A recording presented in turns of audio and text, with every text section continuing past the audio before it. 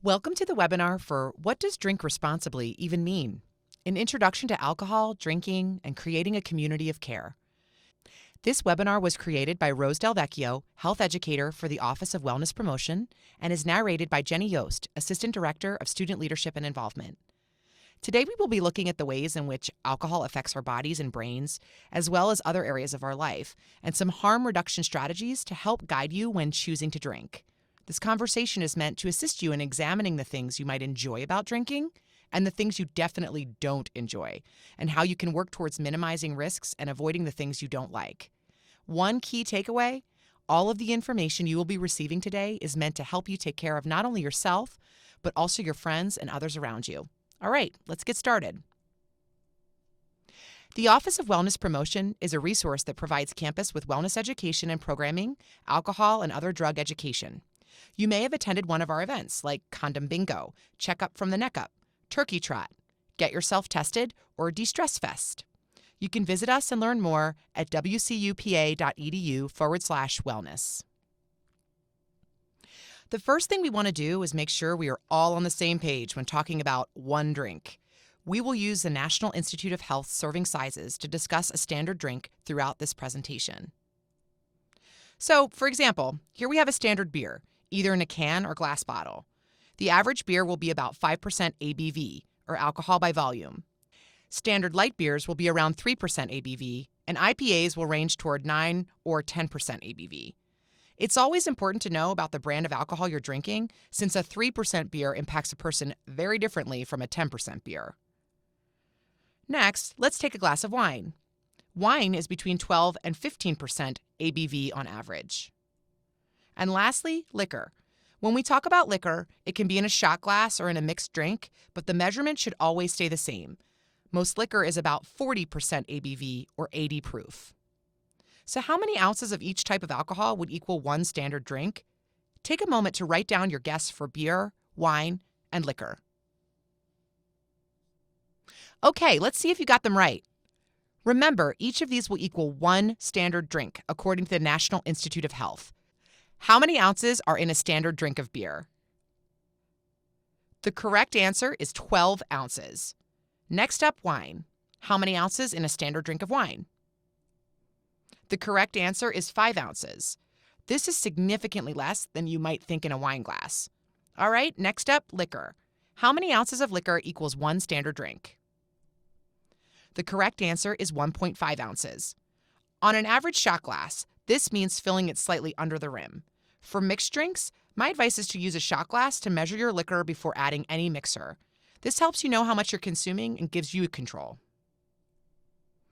Now let's answer a quick true or false question about alcohol. Alcohol is a central nervous system depressant, which means it makes you sad. True or false? False. Alcohol is a depressant, but this means that it slows down brain activity, not necessarily that it makes you sad. Let's talk a little bit about how alcohol impacts the brain. Our brains develop from the brain stem, shown here at the back right of the brain, forward. This means the last part of our brain to develop is the prefrontal cortex. Interestingly, this is also the first part of the brain to be impacted by alcohol. The prefrontal cortex is in charge of decision-making. Consider it the little voice in your head that helps you out when deciding stuff like when to study, getting dressed appropriately for occasions, and also the voice you might hear that cautions you against things, the voice of logic and reason. Alcohol lowers the volume on that voice, which most people enjoy at first. This is the stage when a person will loosen up, find it easier to talk to people, and perhaps even dance. As a person drinks, more of their brain becomes impacted. The center region controls energy levels and emotions, and this is where you might see different types of drunk, like giggly people or people who seem quick to anger when drinking. The further back region of the brain impacts motor control skills. Here's when you might see people having trouble walking, and they may be at risk for falling or injuring themselves. When we reach about 75% of the brain being impacted, we see much more dire consequences than bad dance moves. This is when people get nauseous, and not far behind that is when people will black out or lose memories of the night. Sort of like the TV show of your life is still happening, but your brain didn't record that episode. After blacking out comes passing out from alcohol. This can be incredibly dangerous, leading to alcohol poisoning and serious consequences for their health, up to and including death. In order to gain a better understanding of how we can stick to having a good time and avoiding injury or even hangovers, we're going to talk a little bit about BAC, what impacts how intoxicated a person gets, common harm reduction strategies, and sobering up. All right, another true or false question. Alcohol affects everybody in the same way as long as they are the same size. False. Alcohol affects people in different ways, even if they are the same size. Let's take a look at an example. When we talk about drinking, we often use the term BAC, which stands for blood alcohol concentration. This number is often referenced and taken with breathalyzers, but what does it really mean? It means something different for everyone. Take this group of friends. Each of them has different lean body mass. If they have the same number of drinks, their BAC levels will not be the same. Each person is impacted differently by alcohol. Some will have a higher BAC than others. So what affects this BAC number? There are a lot of factors that impact intoxication. The ones we think about the most are the amount of alcohol consumed, how fast it's consumed, the amount of time drinking, and our own genetics. But take a look at this list of just some of the other factors. Are there any that surprise you? The ones I'd like you to take a moment to consider are carbonation/caffeination in drinks, stomach contents, aka have you eaten, hydration, medications, and amount of sleep. All of these things are not necessarily on our minds when choosing to spend a night out with friends drinking. True or false? The only thing that will sober you up is time, and there is no way to speed up this process. The answer is true. BAC levels drop consistently at 0.015 per hour. While coffee, drinking water, which is important for other reasons, or a cold shower may make you feel better in the moment, your body is still going to process the alcohol at the same rate as before. This 0.015 number means that each drink takes about an hour and 15 minutes to fully process out of our system. Let's take a quick look at what this might mean. We're going to use a pretty high BAC to show just how long it takes to get down to 0.00 BAC.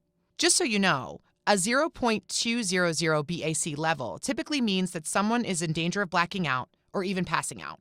A lot of people will also have nausea and vomiting at this point as their body tries to purge itself of the alcohol. But just as an example, let's say a person stopped drinking at 1 a.m. and their peak BAC was 0.200 at 2 a.m. since the alcohol had to process all the way through. After an hour at 3 a.m., this person's BAC would have dropped 0.015 to 0.185. Let's say they slept from 3 a.m. until 10 a.m. What would their BAC be at by then? At 10 a.m., they would have a BAC level of 0.08. You may have heard this number before. It's the legal limit for someone over the age of 21 to be driving a vehicle. So this person would still have the ability to get a DUI if they woke up and drove home after a night out. Now, take a guess as to what time it would be when they would reach that 0.00 totally sober BAC. That's right, 4 p.m. It would have taken their body over 12 hours to process all of the alcohol out of their system. Whew! One of the things to remember most when we're talking about drinking is that every person comes to this choice in their own way. The decision whether or not to drink includes personal or unique factors. Let's take a look at what people generally like and don't like about drinking. As we go through, think about how many of these you identify as things you like/want from your own experience drinking, and how many you would also dislike if they happen to you. In general, people like that drinking is social, relaxing, tastes good, makes them feel good, gives them something to do and fun stories to share, and also that they discover hidden dancing abilities. For dislikes, people tend to talk about hangovers, which can look different depending on the person, but usually include headache, nausea, grumpiness, overall grossness in the morning, losing items, fights, and drama. There are also legal consequences from the university and the police. It can negatively affect health, they may regret decisions, and it can be costly. People also mention missing class and that the cleanup after a party kind of sucks. How about you? How often do you experience things on the not so good list? During our conversations with students, we often try to come up with some strategies around getting only the good things and avoiding the not so good. In the next few slides, we'll look at low-risk guidelines along with some common strategies. The National Institute of Health has some guidelines around low-risk drinking. The goal is to think about drinking in moderation, as the more often a person drinks, the more strain is put on their bodies. For male-bodied individuals, no more than 4 drinks within a day and no more than 14 within a week. For female-bodied individuals, no more than 3 drinks within a day and no more than 7 in a week. The NIH also recommends no more than 1 drink per hour in general, again, in order to help your body process the alcohol without any negative effects. Let's take a moment to talk about the more is better myth when it comes to alcohol. The underlying assumption is that the more you drink, the better you'll feel, and the better the night will be. However, that doesn't work out with people's actual experiences. When does a person stop having a good night? How do we know where that point is for us as individuals? We call that point the point of diminishing returns, aka when the night stops being fun. Research shows that the peak BAC at which people report little to no negative experiences as a result of their drinking is 0.055. Past that point, the experience is much less fun and the risks go up for short-term and long-term consequences. Let's take a look at some common strategies college students across the U.S. use in order to stick to the good stuff and avoid the bad. The number one strategy is to stick together, aka the buddy system. Having someone with you who can help hold you accountable to your goals for the night is a great way to check in with each other. The second strategy involves using a designated driver. For some campuses, this may be more relevant. The third is to eat something. This is actually key to helping your body process any alcohol while also not making you feel like you drank too much too fast. Any food in your stomach is good, but those high in fat content and protein are the best. Think cheese and hamburgers. A few others that we see a lot of students using: counting drinks, sticking to one type of drink, letting your friends in on your goals for the night, setting a limit ahead of time, and alternating alcoholic drinks with water or another non-alcoholic drink. Take a moment to consider which of these strategies would help you best if you are choosing to drink. We wanted to take a moment to touch on the typical WCU conduct process. If you or someone you know receives a citation for alcohol, on campus and off campus, that person will likely go through 2 separate processes. One is through our WCU judicial system. This involves having a conduct conference and then multiple sanctions, typically coming to see one of our staff in wellness promotion is included, as well as fines and risking loss of housing. The citation might also mean legal consequences with the Borough of Westchester. This involves going to a hearing with a local judge. Even more sanctions, typically educational coursework, fines, and community service are involved. The processes are not simple and often take longer and are more expensive than a person might think. The next few slides are going to cover some of the risk factors and ways to help if someone you know or someone around you seems like they may have consumed too much alcohol. When it comes to the signs of alcohol poisoning, remember the anagram CUPS. C, cold, clammy, pale, or blue skin. U, unconscious or unable to waken. P, puking repeatedly. S, slow or irregular breathing. Any of these signs are an indication that this person needs help as soon as possible. Always be sure to contact 911 or emergency services on campus when you suspect a person might need help. It's always better to have called than not. We're going to take a look next at what happens if a person doesn't get help when they've consumed too much alcohol. They risk not being able to breathe and choking on their own vomit. At this point, alcohol has shut their body down to the point where they are not able to wake up and roll over to clear their own airways.